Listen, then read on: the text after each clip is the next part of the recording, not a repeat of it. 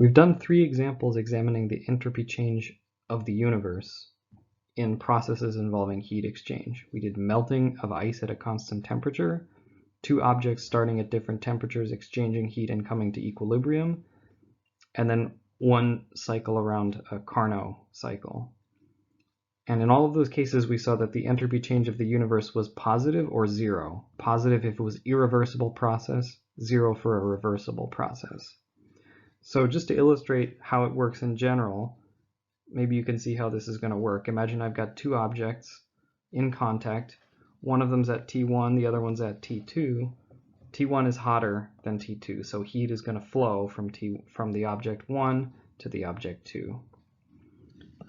Think about the entropy change of each of these 2 objects. For example, ds2. So we're using ds because an infinitesimal amount of heat is flowing, and so my entropy change will be infinitesimally small. Is going to be the heat added to object 2, which is, I'm just going to call it dq, divided by the temperature of object 2, right? That's a positive number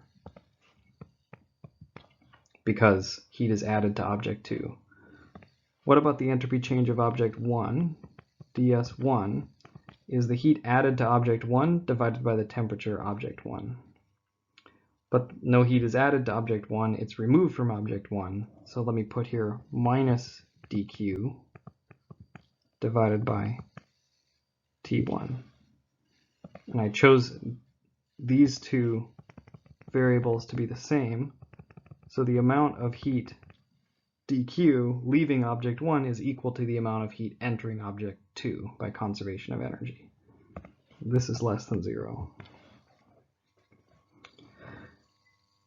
And now you can see what is the entropy change of the universe. ds universe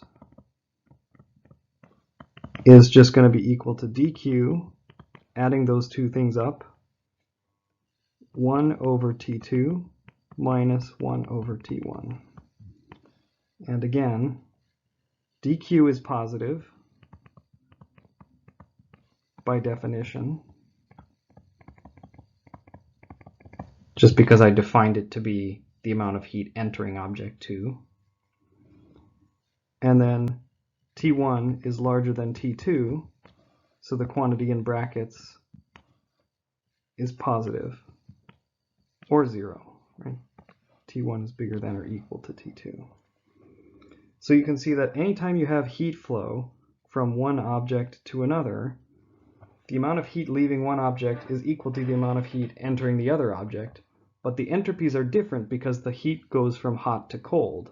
So the 1 over T1 is a smaller number than 1 over T2. So ds for the universe is bigger than or equal to 0. Would be equal if the 2 temperatures were the same, and would be positive if T1 is bigger than T2.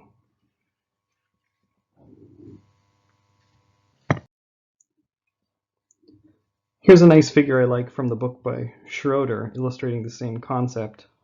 So the picture that he has in mind is that, this again is the hot object here, and this is the cold object. And he imagines heat flowing as these kind of people leaving the hot object and going into the cold object. And so you can see that there's 5 people in this circle here that are leaving the hot object and entering the cold object. So the amount of heat, because energy is conserved, the number of people that they have Q's on them, the Q is the same. The amount of people leaving object 1 is equal to the amount of people entering object 2. The amount of heat leaving object 1 is equal to the amount of heat entering object 2. But the people are carrying with them these suitcases which are labeled S, which is entropy. So even though the heat or the energy is conserved, the entropy is not. As they leave the hot object and go into the cold object, the entropy, the suitcases that they're carrying, has increased. So in summary, the heat leaving one object is equal to the heat entering the other. But the entropy decrease of object 1 is less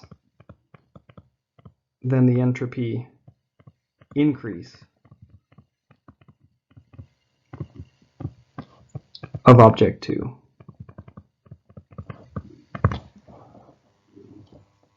And so the first one here, the first statement, this is the first law of thermodynamics, right? Just says that energy is conserved. Energy cannot be created or destroyed. But the second law is different. Entropy can be created and is created all the time. So entropy can be created but never destroyed.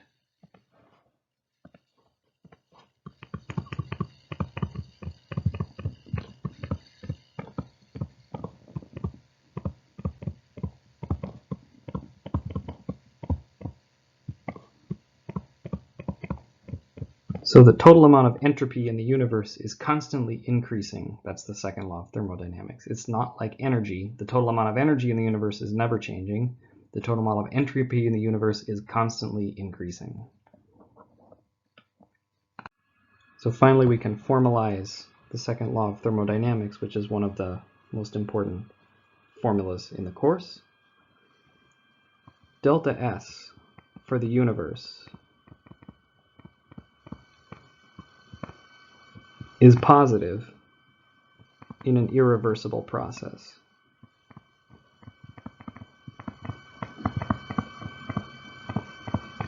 So heat going from hot to cold is irreversible, and when heat goes from hot to cold, the entropy of the universe increases. Delta S universe is equal to 0 in a reversible process. That was like the Carnot engine going around one cycle. The heat was only added isothermally, so it was a reversible process, and the entropy of the universe didn't change.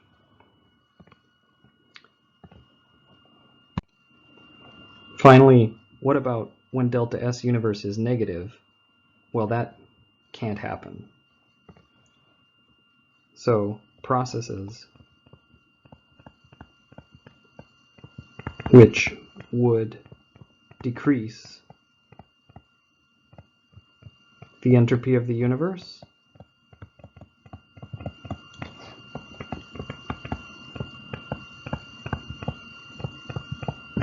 cannot occur.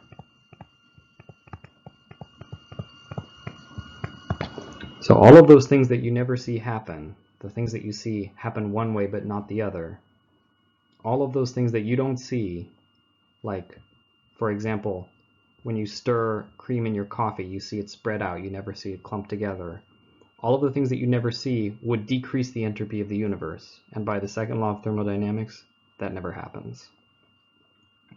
Really important to, again, let me emphasize, we're talking here about the total entropy of the entire universe. A part of the entropy of the universe, or an entropy of a part of the universe could go down as long as somewhere else in the universe it goes up by more. So I can always decrease the entropy of something, but then somewhere else in the universe it will have to go up by more.